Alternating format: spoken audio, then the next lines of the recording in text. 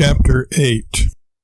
Tilting his head back at a 45-degree angle, Warble bellows out, loud enough for his employees out front to hear, "Get your donkeys back here!" Warble phrased his demand that way because he always scrupulously avoids the use of coarse language.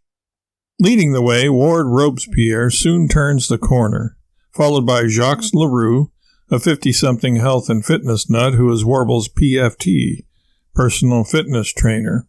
Marianne Trieste Trench, a young, no-nonsense, take-no-prisoners type who is Warble's security expert, and Mullah Gattani, a laid-back and somewhat roundish, pleasantly plump, middle-aged gent who functions as Warble's resident token Indian chief, cook, and bottle washer. Now that everyone is here, Warble yells out for Mary, in a manner exactly like before. You remember the Brando Flintstone routine. Waving Comfy and Albert aside, Warble is about to explain the key features of the Irodnap to his employees, but first says, "I hope you remember to bring your toothbrushes and jammies because we're going on a little trip." Jacques and Marianne elbow Ward and sarcastically whisper in unison, "Thanks for telling us, Ward." "I didn't know myself, people." Ward pleads his innocence. Mullah sits down on the lawn, Indian style, crosses his arms, and, with a look of deep contentment on his face, begins meditating and playing air sitar. Soundtrack note, Live for Today by the Grassroots, and or something by Ravi Shankar, or His Ravishing Daughter, or Philby by Rory Gallagher. Warble explains to his employees about the GPS, CPS, but emphasizes that he alone, as the owner of the Irodnap, Comfy perks up at this remark, seeing he apparently has the sale wrapped up, will operate the location and date selection device, controlling where they go and when they arrive. "After you get the finished version, you mean," Comfy reminds him. "Remember, this prototype can only go to the Ed Sullivan Show, 1956. "Of course," Warble says, while holding one arm behind his back, fingers crossed. A trick he also used at his presidential inauguration, some of you may recall. When Warble begins talking about the MCD, Mary interrupts him with a question. "Why do you say it that way?" she asks. "Say what way?" Warble replies, really knowing what Mary is wondering about, but wanting to appear as if his distinguished pronunciation is completely natural and was done subconsciously automatically. "You say material, Mary explains, wrinkling her brows in consternation. "Oh, that," Warble says. "It's the French. As my old friend Zark, the fabled fur trapper, always says, any time the French word for something sounds enough like the real word so that you think you know what it means, use it." "Why?" Mary asks, thinking that sounds like the most blatantly nonsensical advice she's ever heard in her life. "Why? You so ignorantly ask?" Warble says, actually glad to have the opportunity to show off his knowledge of the romantic French lingo. "Sacre bleu, madame! It's sophisticated. Your apparent IQ will increase by 10 points for every French word you use. Why, if you were to allow 4 or 5 French words to drop casually into a conversation, you would be viewed as having an IQ double your certified. Besides, if people think you know French, they'll assume you understand Proust, Gauguin, and all the other mysteries of life.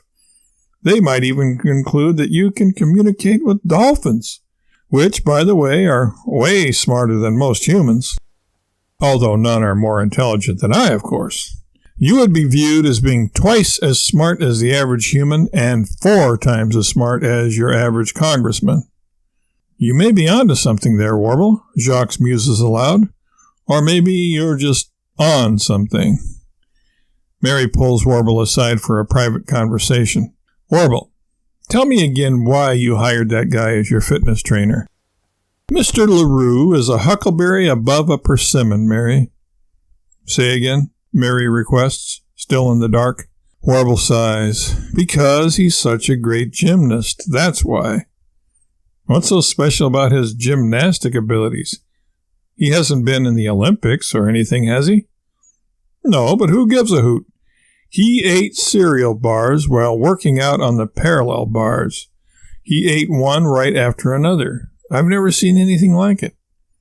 "You mean he ate cereal bars serially while on the parallel bars. A deed that had no parallel? Mary asks. Exactly, Warble answers, beaming, thinking he got Jacques at quite the bargain salary, the equivalent of minimum wage when you had all the compulsory overtime. And he once swam from Alcatraz to San Francisco, pulling a tugboat with a rope in his mouth. But that was nothing, really. Okay, let's try a dry run, Warble says, hoping to fool everybody. Let's get our assignments worked out and see if the logistics are logical enough for now. I, of course, will sit in the pilot seat. Mary, as my soulmate and co-owner of the Aerodnap, will take shotgun and sit next to me in front. In the middle seat, let's put, from left to right, LaRue, Trench, and Robespierre. Since he's my right-hand man, he should be at my right and, appropriately, behind me. Last and least, taking the hindmost, we'll let Gattani sit in the middle of the back seat with Comfy and Albert flanking and sandwiching him. A little dubious, but wanting to humor the customer, Comfy climbs in and gestures for Albert to take his spot, too. Once everybody is aboard, Warble turns around, and then two things happen in quick succession. First, Warble feigns amazement, points at the sky behind him, and yells, "Jiminy cricket! Is that who I think it is?" The ruse works like gangbusters. Comfy and Albert, who don't know Warble too well yet, look back. As soon as they do, Warble pulls up the GPS CPS and enters the time and space coordinates. Before anybody can do anything about it, or even utter a word of discouragement, lodge a complaint, file a grievance, or raise an objection, the unlikely octet are flying high above Wisconsin, looking down on cornfields, soybean patches, and string cheese factories. Soundtrack note, Home on the Range by Gene Autry, followed by Time Machine by Grand Funk Railroad. About that second thing that happened simultaneously with the first, though, Warble's dirty trick being the first thing, for those of you not concentrating all that intently. As Warble was busy entering the time and space coordinates, Albert's pet puppy, Taterskin, who had been more or less waiting patiently up until then, had bounded into the back seat and snuggled up to his master. Comfy had tried to grab the pooch and throw him overboard, as the Aerodnap was crowded enough already, and he didn't want the rambunctious puppy crawling all over his brand-new silk suit, but also because the time travel feature had not yet been tested with animals.